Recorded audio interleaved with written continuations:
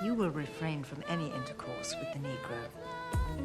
When I read Trevor Noah Born a Crime, I realized how Trevor cleverly teaches us about the Immorality Act, a law that prohibited sexual intercourse between whites and non-whites in South Africa. The book is a collection of stories from Trevor Noah's childhood. It is an amalgamation of Trevor Noah's experiences and feelings growing up as an outcast in a society that didn't allow for people who look like him to exist, living with an abusive stepfather, and how his mother was instrumental in molding him into the person that he is today.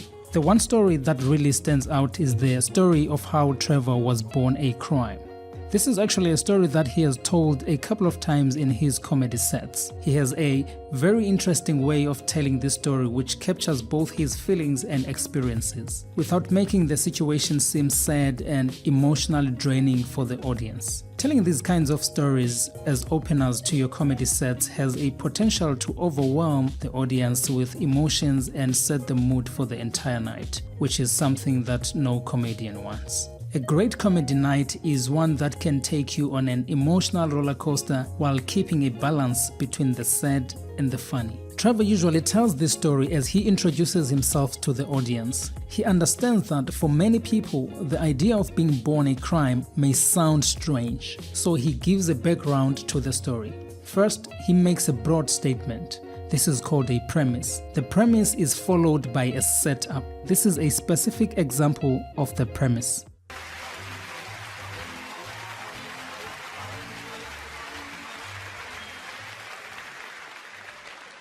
Good evening. I grew up in South Africa. That's where I still live. I enjoy it. Grew up there during a time known as Apartheid. For those who don't know, Apartheid was a law in our country that made it illegal for black and white people to interact with one another. You know, this was against the law. And so this world was awkward for me growing up because I grew up in a mixed family. Well, with me being the mixed one in the family. My mother's a black woman, Xhosa woman, born in South Africa. That's one of the languages with the clicks, Xhosa. So a black woman, and then my father's Swiss, but they didn't care, you know, they were mavericks, fighting the system. My mom was arrested for being with my dad. She would get fined, she would get thrown into prison for the weekend. Notice how the story isn't necessarily something that you would laugh at, so he adds a twist or the element of surprise to it. This is called a punchline. She would get fined, she would get thrown into prison for the weekend, but still she'd come back and she's like, woo, I don't care, woo, come tell me who to love, I want a white man, woo. Crazy, my mom. This is crazy. Just as people stop laughing, he drops yet another surprise. This is called a tag. He then goes on to say he was born a crime. Crazy, my mom. This is crazy, you know. And my dad was also like, well, you know how the Swiss love chocolate, so he was in there, you know.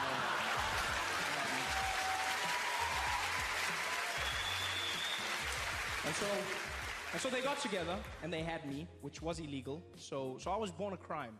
Although he does a pretty good job in making you understand his situation, which makes it easier for you to laugh at the punchline. To really understand this born a crime phenomenon, one has to go back a couple of decades and study the Immorality Act. In 1927, the Immorality Act was passed into law. Amongst other things, the law made it illegal for black and white people to have sexual relations. The law was later amended in 1950 to whites and all non-whites, although the apartheid government had already decided to implement a ban on all mixed marriages in 1949. We get a glimpse of this law in the film A United Kingdom, which was directed by the award-winning director Emma Asante, who also directed Belle, which is also a film about race relations. More on that later. A United Kingdom tells the story of Mr. Seretse Khama, an heir to the throne of the Bechuanaland, now Republic of Botswana, who went to study law in England and while there met a love of his life, Miss Ruth Williams.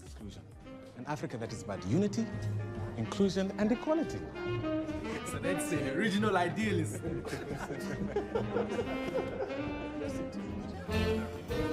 What's this song supposed to be? I don't know, but they are utterly butchering it. I've been trying to work out the melody since they began. Sorry, I do love jazz, but I've never trusted an Englishman to play it.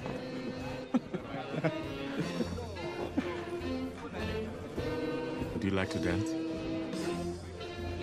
Things took a turn when the soon-to-be king, Mr. Khama, expressed his wish to marry Miss Williams and make her the queen of the Bechuanaland. This kind of news upset the mighty South Africa, as such a high-profile interracial marriage just across her borders will undermine her sexual apartheid policies. Trying to appease the South Africans, the British government is desperate to ensure that this marriage doesn't happen. It is my duty to inform you that Mr. Seretse Khama has been gravely mistaken in believing he may take you as his wife. A marriage between you cannot take place. Although they eventually get married in England, as this wasn't against the law in England but merely brought shame to the one who did it. It will not happen. It will. What in God's name is wrong with you? At least Muriel only wants to convert them. I've said yes. She might change her mind, George. She won't. Mum, I've met the man I want to spend my life with. And how many other wives do you think he's already got, eh? You disgust me. George, don't. You think about this, Ruth. You marry a black, you make it impossible for us. For your mother, for Muriel. You may choose a life of insults and shame, but what about us?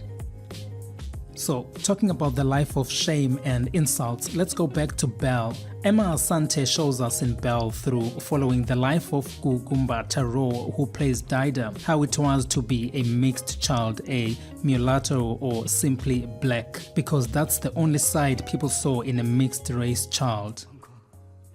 Love her as I would were I here, and ensure that she is in receipt of all that is due to her as a child of mine. That is simply impossible. What is right can never be impossible. She is black. She is my blood. But she is black. A detail you chose not to share with us. Have some sense of propriety, boy, and understand what it is you are asking. She is a mulatto. We shall be receiving visitors for dinner. May we wear the new silk? I will do your hairbed. Oh, say we may wear them, Aunt Mary. You will not be dining with us, Dido. Of course.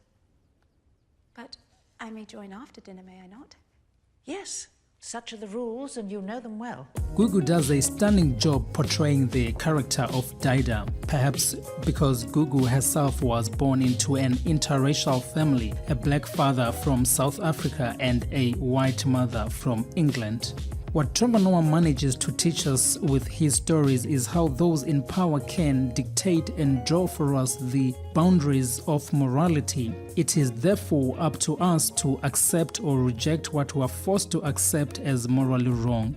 What I want to be able to say in the end is that all of these stories, whether being related by Trevor Noah through comedy or Emma Asante through film, are told to teach and remind us of how far we've come as humanity. There is something that makes people connect with the story when it is told from an honest and personal place. Hello guys, this is elvee. Thank you very much for watching. Hope you enjoyed the video, and if you did, please give it a thumbs up. I'll be making more of these video essays, so I'd like to give you a personal invite to join the elvee online community by subscribing to this channel.